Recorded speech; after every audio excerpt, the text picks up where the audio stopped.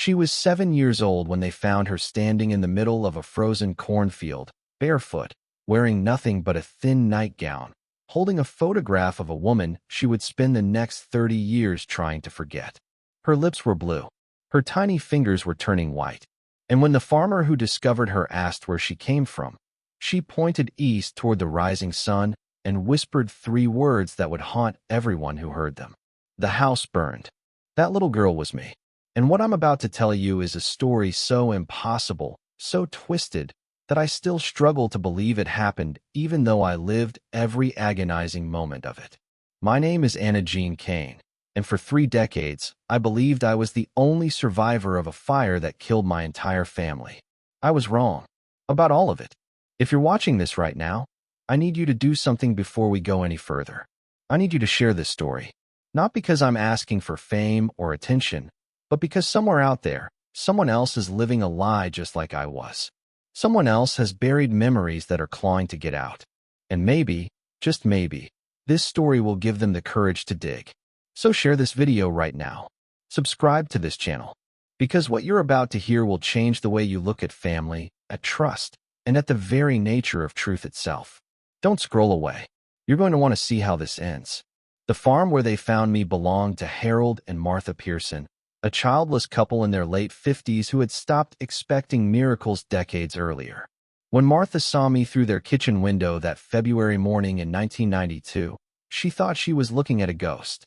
She told me years later that she dropped an entire pot of coffee on the floor, shattering it into 1,000 pieces, but she didn't even notice. All she could see was this tiny, frost-covered child standing motionless in their field like some kind of apparition risen from the frozen earth. Harold called the sheriff while Martha wrapped me in every blanket they owned. I don't remember much from that morning. What I remember is the photograph. It was a Polaroid, creased and worn, showing a young woman with dark hair and darker eyes standing in front of a yellow house. On the back, written in pencil, were the words, "Mama, 1989. I wouldn't let anyone take it from me. I slept with it under my pillow for years. I carried it in my pocket through elementary school, middle school, high school. I showed it to every social worker, every therapist, every investigator who came asking questions. This is my mother, I would say. She died in the fire. The fire that almost killed me too. But here's the thing about memory. It's not a recording. It's a reconstruction. And sometimes, the story we tell ourselves isn't the story that actually happened. The investigators searched for weeks trying to find where I came from. They combed through records of house fires within a 100-mile radius. Nothing matched. No missing child reports. No Jane Does fitting my mother's description in any morgue. No property records showing a yellow house that had recently burned. It was as if I had materialized from thin air, carrying nothing but a nightgown, a photograph, and fragments of a life that seemingly never existed. Eventually, they stopped looking. I was declared a ward of the state, given a new identity based on the only thing I knew for certain. Anna. That's what I told them my name was. Anna. They added Jean because the social worker's middle name was Jean, and she felt sorry for me. And Kane? That came from the detective who found no evidence of my past. She came out of nowhere, he said to his partner while I sat coloring in the next room. Like Cain rising from the ground after God cursed him. He meant it as a dark joke. The name stuck anyway. The Pearsons wanted to adopt me, but Martha's health declined rapidly that first year, and Harold couldn't care for both a dying wife and a traumatized child. So I entered the foster system, bouncing from home to home, carrying that photograph everywhere I went. I was not an easy child. The nightmares made sure of that. Every night, I would wake up screaming about fire, about smoke, about hands reaching for me in the darkness. I would talk about a woman named Mama who sang to me in a language I couldn't identify when I was awake. I would describe a room with yellow wallpaper and a window that looked out over a lake.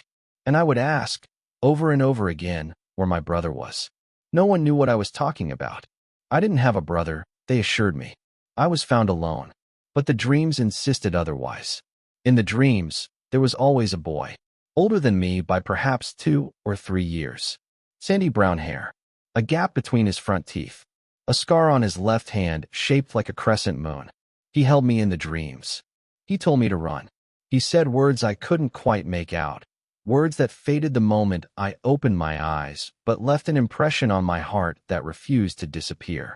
For 30 years, I convinced myself he wasn't real, that he was just a coping mechanism, a phantom brother created by a damaged child's mind to feel less alone in the world.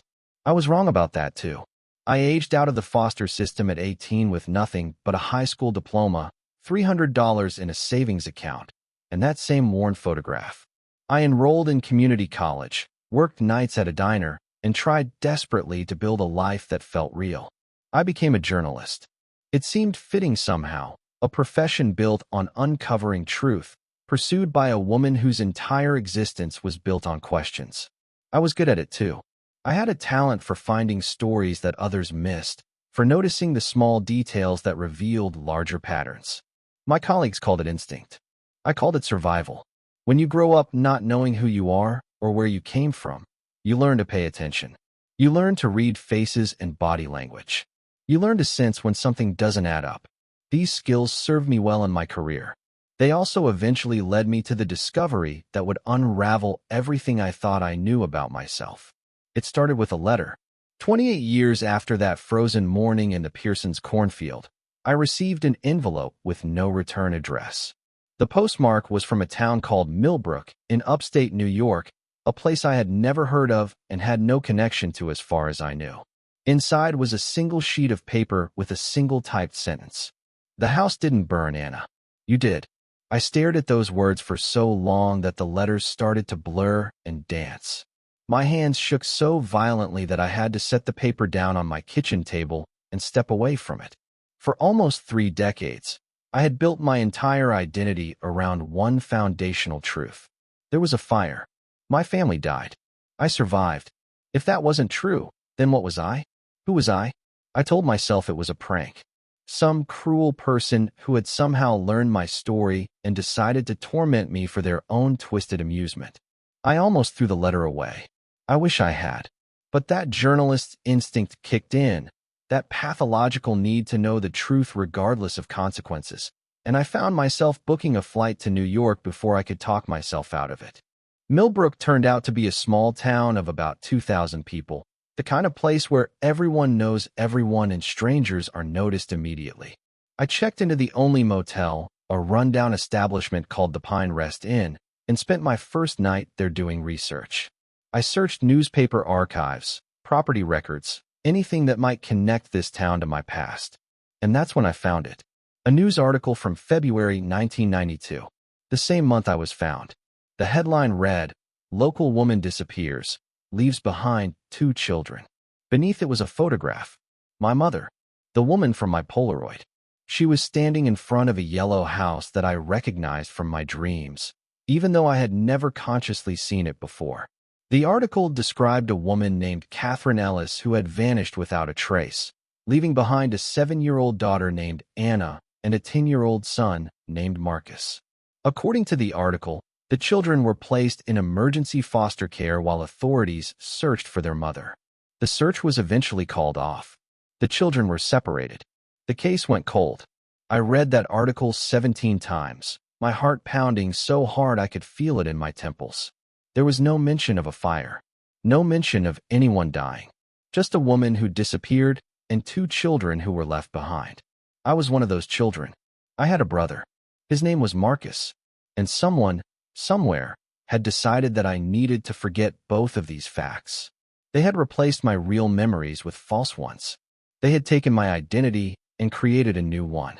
They had erased my brother from my mind as thoroughly as if he had never existed. But why? And who? And where was my mother now? The next morning, I drove to the address listed in the old newspaper article. The yellow house was still there, though it had been repainted a dull gray and looked like it had seen better decades. A young couple lived there now, newlyweds who had moved in just 6 months earlier. They knew nothing about the house's history, nothing about Catherine Ellis or her children. But they did tell me something interesting. There was a shed in the backyard, they said, that had been locked when they moved in. They had called a locksmith to open it and found it completely empty, just 4 walls and a concrete floor. But there were scratch marks on the inside of the door, deep grooves cut into the wood as if someone, or something, had been desperately trying to get out. I asked if I could see the shed. They looked at me strangely but agreed. As I stood inside that small, musty space, something shifted in my mind. A memory surfaced, sharp and sudden like a blade. I was small, so small that the darkness seemed to press down on me from all sides. I could hear someone crying. A boy, Marcus. He was telling me to be quiet, to stop screaming, that she would hear us. She would hear us, and she would come back. The memory faded as quickly as it had arrived, leaving me gasping and trembling in the middle of an empty shed while the young couple watched with growing concern. I apologized, thanked them for their time, and drove back to the motel feeling like the ground beneath my feet had turned to quicksand. That night, I received another letter. This one had been slipped under my motel room door while I was out. Same type of envelope. Same typed message. You're getting warmer, Anna. But be careful. Some fires are set on purpose. I spent the next 3 days interviewing everyone in Millbrook who might remember my family. Most of the older residents claimed to have no memory of Catherine Ellis or her children. Their denials were too quick, too rehearsed, their eyes sliding away from mine as they spoke. They were lying. I could feel it the same way I could feel my own heartbeat. Something had happened in this town 30 years ago, something that everyone had agreed to never speak of again. Finally, on my 4th day there, I found someone willing to talk. Her name was Grace Patterson, and she was 93 years old, living in a nursing home on the edge of town. She had been Millbrook's librarian for 40 years, and she remembered everything. She also didn't care anymore about keeping secrets. I'm dying, she said matter-of-factly when I sat down across from her. Cancer. Got maybe 2 months left. And I've been waiting a long time for someone to ask about your mama. She looked at me with rheumy eyes that still held a sharp intelligence. You look just like her, you know. Same eyes. Same stubborn set to your jaw. She was trouble too. Beautiful, dangerous trouble. And she loved you and your brother more than anything else in this world. That's what made what happened so terrible. She didn't have a choice, Anna. You need to understand that. Whatever she did, she didn't have a choice. I have to stop here and ask you something. Have you ever learned something about your family, about your past, that changed everything you thought you knew about yourself? Something that made you question your entire identity? Tell me in the comments. What would you do if you discovered that your whole life was built on a lie? I want to know. Because what I learned next made me question not just my past, but my capacity to ever trust anyone again. Grace Patterson told me a story that afternoon. A story that began long before I was born and ended with me standing alone in a frozen cornfield at 7 years old. My mother, Catherine Ellis, came to Millbrook in 1983 as a 20-year-old runaway. She never spoke about where she came from or what she was running from.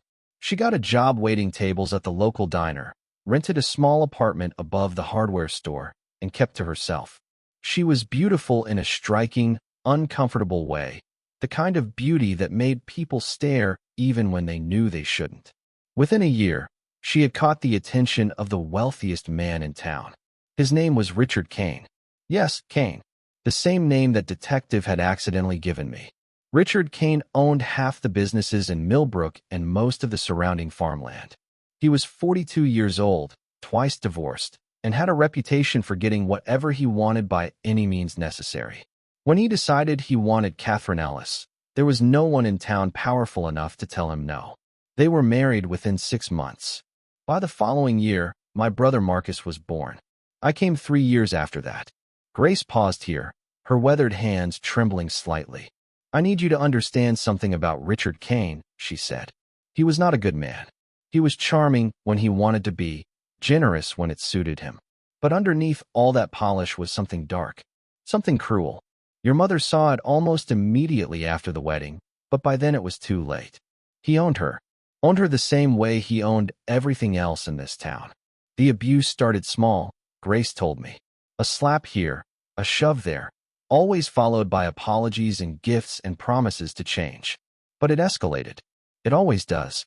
By the time I was born, my mother was living in constant terror. She tried to leave once, when Marcus was 5 and I was 2. Richard found her before she made it to the county line. He broke 3 of her ribs and told her that if she ever tried to run again, he would kill the children first and make her watch. So she stayed. She stayed and she planned. For 5 years, she quietly gathered money, hiding small amounts where Richard would never find them. She obtained false identification documents.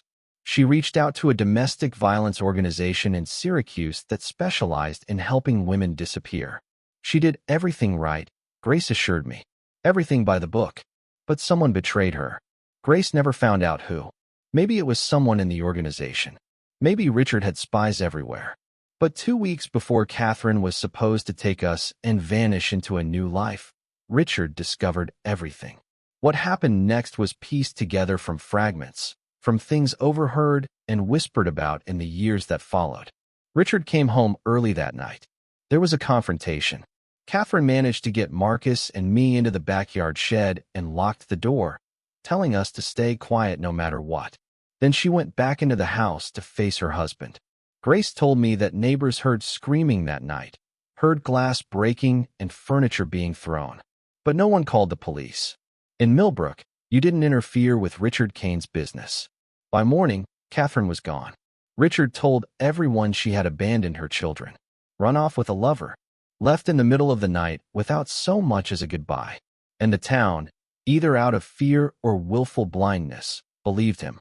Or at least they pretended to. But Grace didn't believe it. Neither did a few others who had seen the bruises, who had caught glimpses of Catherine's terror over the years. They knew Richard had done something. They just couldn't prove it. "Your mother isn't dead, Anna," Grace said, and the words hit me like a physical blow. "At least, I don't think she is. I think she's been in hiding for 30 years. And I think she's the one who's been sending you those letters." I left Grace Patterson's room in a daze, my mind struggling to process everything I had just learned. Richard Kane was my father, the man whose name I had carried unknowingly for almost my entire life. A wealthy, powerful, abusive monster who had either killed my mother or driven her so deep into hiding that she might as well have been dead. And somewhere out there, Marcus, my brother, the phantom boy from my dreams, was real. He existed. He was alive. But where? I found out that evening when I returned to my motel room and discovered a man waiting for me inside. He was tall, with sandy brown hair streaked with gray. He had a gap between his front teeth, and on his left hand was a scar shaped like a crescent moon. "Hello, Anna," he said, his voice shaking with emotion. "I've been looking for you for a very long time." I stared at him, unable to move, unable to speak. My dreams had come to life and were standing in front of me wearing worn jeans and a flannel shirt. My brother. My phantom brother who I had convinced myself wasn't real. "Marcus," I whispered. He nodded, and tears began streaming down his face. "I thought you were dead," he said. "For almost 30 years, I thought I was the only one who made it out. I thought he killed you too." We sat in that motel room for hours, Marcus and I, trading stories like survivors comparing wounds after a war. His memories of that night were clearer than mine, less fragmented by whatever trauma or intervention had clouded my own recall. He remembered everything, and listening to him speak was like watching a door slowly open to reveal a room I had always known existed but had been forbidden to enter. After our mother locked us in the shed, Marcus told me, we huddled together in the darkness for what felt like hours. I was crying, too young to understand what was happening, but old enough to sense that something was terribly wrong. Marcus held me and whispered stories, the same stories our mother used to tell us, about brave children who escaped monsters and found their way home. Then the door opened, but it wasn't our mother standing there. It was our father, and behind him, the night sky was orange with flames. The house was burning. Richard Kane had set it ablaze. Whether intentionally or in a fit of rage, Marcus never knew for certain. What he did know was that our father looked at us with an expression of pure hatred and said words that Marcus would never forget. "She chose you over me. Now I'm going to make you disappear just like I made her disappear." He grabbed Marcus first, dragging him out of the shed and throwing him into the back of his truck. Then he came back for me. But something happened. "I fought back," Marcus said. "Despite being only 7 years old, tiny and terrified, I bit and scratched and screamed with a ferocity that caught our father off guard. I broke free and ran into the night while he struggled to subdue me. The last thing Marcus saw before our father threw a tarp over him was my small figure disappearing into the cornfield, running toward the distant lights of a neighboring farm. Our father drove through the night with Marcus hidden in the back of his truck. By morning, they were 200 miles away in a private facility that Marcus would later learn catered to wealthy clients with problems they wanted to disappear. It was technically a boarding school, a place for troubled youth from affluent families. In reality, it was a prison designed to break down and rebuild children according to their parents' specifications. Marcus spent the next decade there, subjected to psychological conditioning designed to erase his memories of our mother, of me, of the life we had known before. They didn't fully succeed. The memories were buried deep, but they never disappeared entirely. They surfaced in dreams, in flashbacks, in moments of quiet when his mind relaxed its carefully constructed defenses. He escaped when he was 21, running away during a supervised outing and never looking back. For the next 20 years, he had been searching. Searching for me, searching for our mother, searching for any evidence that our family had ever existed outside of his own fragmented recollections. He changed his name multiple times, moved constantly, learned to live below the radar because he knew our father was still out there. Still rich, still powerful, still dangerous. I found traces of you about 5 years ago, Marcus said. Newspaper articles about a journalist named Anna Jean Kane. I saw your photo and I knew. I knew it was you. But I couldn't just approach you. I had to be careful. If Richard found out I was still alive, if he found out I was looking for you, he would come after both of us. I asked him about the letters. Was he the one who had been sending them? He shook his head. That's what finally brought me out of hiding, he said. I have sources who monitor communications, who watch for any activity connected to our family. When those letters were sent, I detected them, and I knew that if I could trace them, so could Richard. I had to get to you first. If Marcus hadn't sent the letters, then who had? The answer came 3 days later, and it arrived in the most unexpected way possible. We had decided to leave Millbrook, Marcus and I, to find somewhere safe where we could plan our next move. But before we left, I wanted to visit the yellow house one more time. I don't know why. Something was pulling me back there, some instinct I couldn't explain. We arrived at sunset, parking on the street and walking around to the backyard. The shed was still there, gray and weathered and somehow smaller than I remembered. And sitting on a log beside it, as if she had been waiting for us all along, was a woman in her 60s with dark hair streaked with silver and eyes that I knew better than my own. Because they were my own. They were exactly like mine. She looked at us, at me and Marcus standing frozen in shock, and she began to cry. My children, she whispered. My beautiful, brave children. You found each other, just like I always knew you would. Our mother, Catherine Ellis, alive.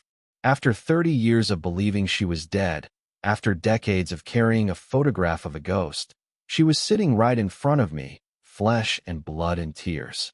I couldn't move. I couldn't speak. It was Marcus who went to her first, falling to his knees beside her and wrapping his arms around her like a child. I watched them embrace, feeling strangely distant, like I was observing the scene from very far away. Then she looked at me over Marcus's shoulder, and something in her expression broke through my paralysis. It was love, pure, aching, desperate love. The same love I had felt in those half-remembered dreams, in those fragments of memory that had sustained me through foster homes and lonely nights and years of not knowing who I was. Anna, she said, reaching out one hand toward me. My Anna Jean, I'm so sorry. I'm so sorry I couldn't protect you. I'm so sorry I had to leave. And finally, I moved. I crossed the distance between us and fell into her arms, and I wept like the child I had been, the child who had been waiting for this moment for 3 decades without even knowing it. Our mother's story was one of survival against impossible odds. That night, the night of the fire, Richard had not killed her as we had feared. Instead, he had done something almost worse. He had given her an impossible choice. Leave now. She said he told her, leave without the children and never come back, or watch me end all 3 of you tonight. In his madness, in his rage, he had decided that if he couldn't have her, no one would. But some small part of him, some vestige of the man he had been before jealousy and cruelty consumed him entirely. Couldn't bring himself to murder the mother of his children in cold blood. So she left. She walked out the back door while her children huddled in the shed and her husband set fire to their home. She walked through the woods, through the dark, through miles of wilderness until she reached a highway where a truck driver picked her up and asked no questions. She spent the next 3 decades in hiding, moving from city to city, country to country, always one step ahead of the private investigators Richard hired to find her. Because she never stopped watching us. She never stopped keeping track of her children, even from a distance, even when it would have been safer to forget. She had connections, people who owed her favors, who sent her updates over the years. She knew when Marcus escaped from that facility. She knew when I became a journalist. She knew where we were at all times, even when we had no idea she existed. I wanted to come to you so many times, she said, her voice hoarse from crying. Every birthday, every Christmas, every time something bad happened, and I knew you were suffering alone. But Richard had eyes everywhere. If I revealed myself, if I made any move toward you, he would have known, and he would have used you to get to me. She was the one who sent the letters. After 30 years, something had changed. Richard Kane was dying. Cancer, the same disease that was taking Grace Patterson. His empire was crumbling, his allies deserting him, his power finally waning. For the first time since that terrible night, Catherine felt safe enough to reach out. Safe enough to start bringing her family back together. I needed you to find your own way here, she explained. I needed you to discover the truth on your own terms, not have it forced on you. The doctors say he has weeks, maybe days left. When he's gone, when his shadow is finally lifted from this town, we can be a family again. We can be whole. But Richard Kane, even dying, was not a man who accepted defeat gracefully. And we would learn that lesson the hard way. That night, we stayed at the motel, all 3 of us crammed into my small room, talking until dawn. 30 years of absence cannot be bridged in a single night, but we tried. We shared memories, compared notes, filled in the gaps of our fractured family history. I learned that my mother had been born in Hungary, that the language from my dreams was Hungarian, that she used to sing me lullabies in her native tongue. I learned that Marcus had spent years in therapy recovering from his time in that facility, that he had nightmares too, that we shared the same wounds in different configurations. I learned that our mother had never stopped loving us, had never stopped fighting for us, even when that fighting had to be done from the shadows. And then, as the sun rose on what should have been the first day of our new life together, the door to our motel room exploded inward. 3 men in tactical gear rushed in, weapons drawn, shouting commands. Before any of us could react, we were forced to the ground, zip ties securing our wrists behind our backs. And then he walked in. Richard Kane, my father, the monster who had destroyed our family and spent 30 years keeping us apart. He was thinner than the photos I had found in old newspaper articles, his face gaunt and yellowed from illness. He moved slowly, leaning on a cane, breathing with visible difficulty. But his eyes were alive with malicious triumph.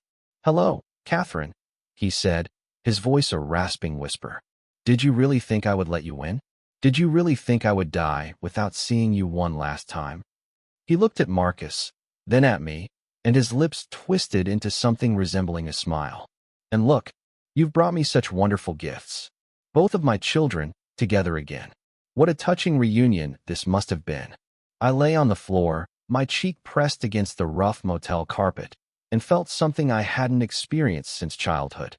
The same terror, the same helplessness, the same certainty that I was completely at the mercy of forces beyond my control. But I also felt something else, something new. I felt rage. Richard Kane had prepared for this moment for 30 years. He had contingencies in place, loyal employees who would do anything for the right price, connections that extended far beyond Millbrook's borders. When his private investigators finally traced the letters our mother had sent, when they discovered that she had emerged from hiding after all these years, he had mobilized immediately. This was to be his final victory, his last act of dominance over the family he had never truly possessed. He had us transported to his estate, A sprawling property on the outskirts of town that I had never seen, but that my mother and Marcus knew intimately. We were separated, each of us locked in different rooms on different floors of the massive house. I spent hours alone in what appeared to be a guest bedroom, my hands still bound, my mind racing through possibilities and finding none that offered hope. The windows were sealed. The door was reinforced, and armed guards patrolled the hallways outside. But Richard Kane had made a mistake. In his arrogance, in his certainty that he had won, he had underestimated the woman he had spent 30 years hunting. Our mother had not survived this long by being careless. She had not emerged from hiding without a plan, and she had not come to Millbrook alone. That night, the power went out. In the darkness that followed, I heard gunshots, shouting, the sounds of chaos erupting throughout the house. My door burst open, and a woman I didn't recognize grabbed my arm and cut my zip ties with a quick, efficient motion. "Come with me," she said. "Your mother sent us." I followed her through corridors lit only by emergency lighting, past bodies of fallen guards, past the evidence of a coordinated assault that had clearly been planned well in advance. We found Marcus in a room on the second floor, already freed by another member of this mysterious rescue team. And then, together, we went to find our mother. Richard Kane was in his study, slumped in a leather chair, his breathing labored and his face ashen. The cancer was taking him faster than anyone had anticipated, and the stress of this night's events had accelerated his decline.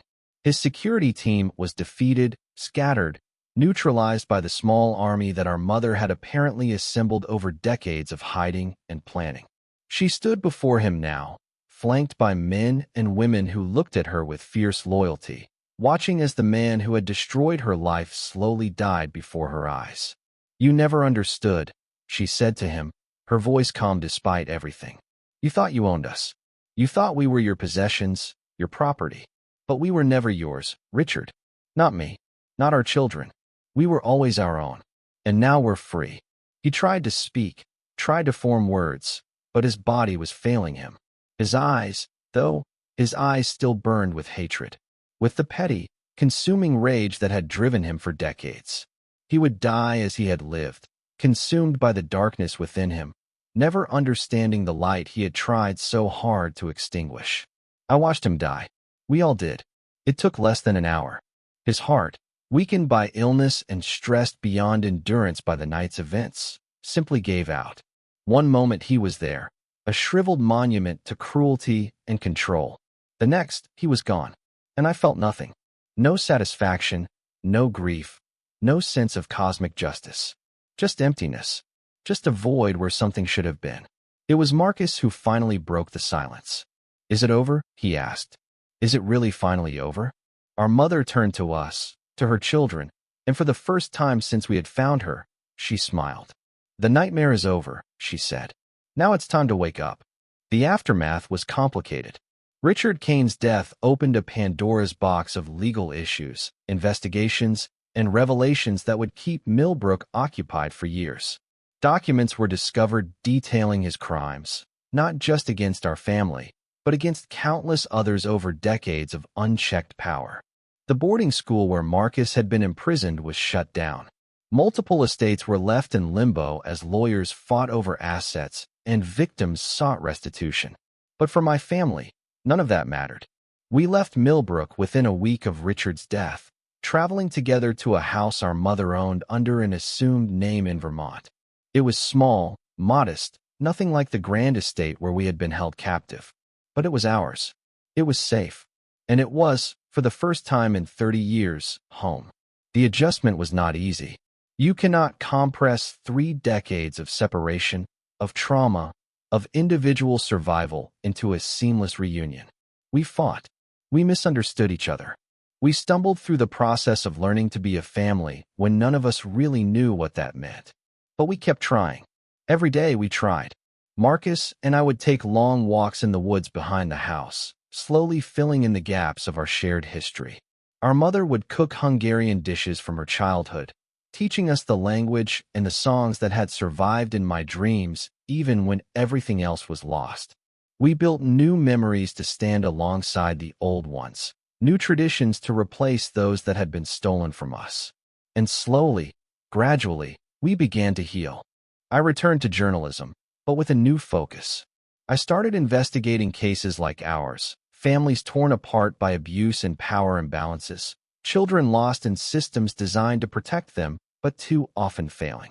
I used my platform to shine light on injustice, to give voice to those who had been silenced. It felt right. It felt like the purpose I had been searching for my entire life without knowing it. Marcus found peace in simpler things. He bought a small farm not far from our mother's house, raising animals and growing vegetables and slowly learning to exist in the world without looking over his shoulder.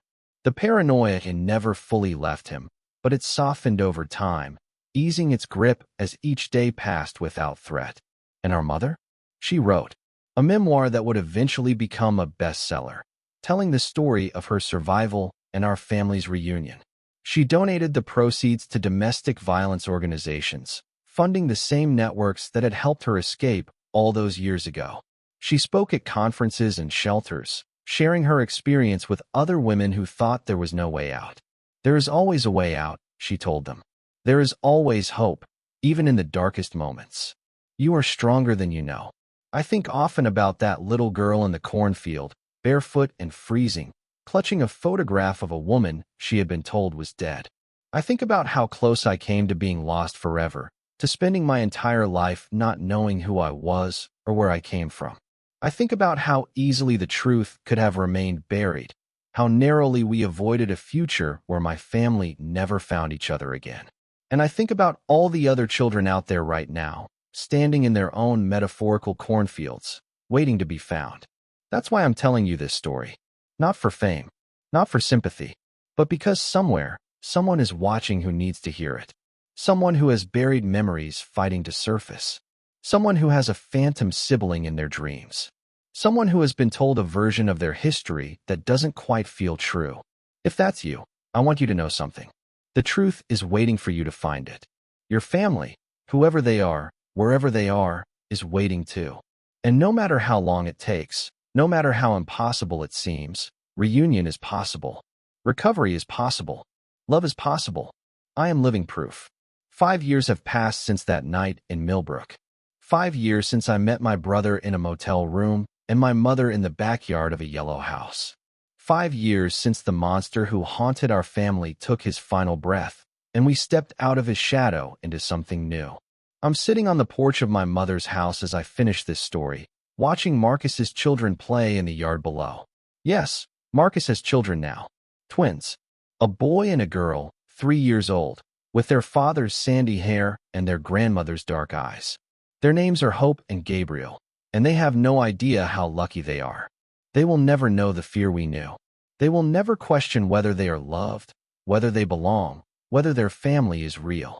They will grow up secure in their identity, rooted in a history that we fought to reclaim and now protect fiercely. My mother emerges from the house carrying a tray of lemonade, setting it down on the table between us. She's 71 now, her hair fully silver, her face lined with the evidence of a difficult life. But she moves with an energy that defies her age, fueled by the joy of having her family together after so many years apart. You're thinking too hard, she says, settling into the chair beside me. I can always tell when you're thinking too hard. Your forehead does this little crinkle thing. I laugh, because she's right, because she knows me in ways that still feel miraculous even after 5 years. I'm thinking about endings, I admit. I'm trying to figure out how to end this story I've been telling. Everything that happened to us, everything we survived. How do you wrap that up in a way that means something? She considers this for a moment, watching her grandchildren chase each other around the yard below. You don't wrap it up, she says finally. That's not how stories like ours work. There's no neat bow, no final chapter where everything is resolved. We're still living it, Anna. We'll be living it until we take our last breaths. The trauma doesn't disappear. The lost years don't come back. The scars don't fully heal. She turns to look at me, and her eyes are the same eyes I've carried in a photograph for 3 decades, the same eyes I see when I look in the mirror. But that's not what matters. What matters is that we're here, together, alive. What matters is that we kept fighting, kept searching, kept believing even when there was no reason to. What matters is that the story continues. I think about her words as I watch Marcus scoop up Gabriel and spin him around, the little boy's laughter ringing out across the yard. I think about all the people watching this, listening to my voice, wondering how my story connects to theirs. And I realize that my mother is right. The ending isn't about resolution. It's about continuation. It's about choosing to move forward, to build something new on the foundations of what was broken. So here is how I'll end this story. Not with a period, but with a promise. To every child who was stolen from their family. To every mother forced to leave her children behind. To every sibling separated by circumstance and cruelty. To everyone who has ever wondered if they truly belong anywhere. You are not forgotten. Your story is not over. And somewhere, someone is fighting to find you, fighting to bring you home, fighting to give you the ending you deserve. Don't give up. Don't stop searching. Don't let anyone tell you that the past is better left buried. Because the truth has a way of surfacing, no matter how deep it's hidden. And when it does, when you finally stand face to face with the family you thought you had lost, with the history you were told didn't exist, with the love that was always there waiting for you, you will understand why the fight was worth it. My name is Anna Jean Kane. For 30 years, I was lost, but I found my way home. And if I can do it, so can you. The sun is setting now over the Vermont hills, painting the sky in shades of orange and gold. Marcus has carried the twins inside for their evening bath, their protests echoing through the windows. My mother reaches over and takes my hand, and we sit together in comfortable silence, watching the day end and the stars begin to appear. Tomorrow there will be challenges. There always are. The healing is ongoing. The adjustment is constant. The integration of 3 separate lives into one family unit is a project that will never be complete. But tonight, in this moment, everything is exactly as it should be. This is Anna Jean Kane, and this is my story of loss and recovery, of separation and reunion, of a love that survived 3 decades of absence and emerged stronger on the other side. This is proof that no matter how broken your past, your future can still be whole. This is evidence that family is not just blood, but choice. The choice to keep searching. The choice to keep believing. The choice to keep loving, even when love seems impossible. Share this story with someone who needs to hear it. Subscribe so you don't miss what comes next. Because every story of survival, every tale of reunion, every account of families finding their way back to each other is a beacon of hope for someone still lost in the darkness. And hope, as I have learned, is the most powerful force in the world.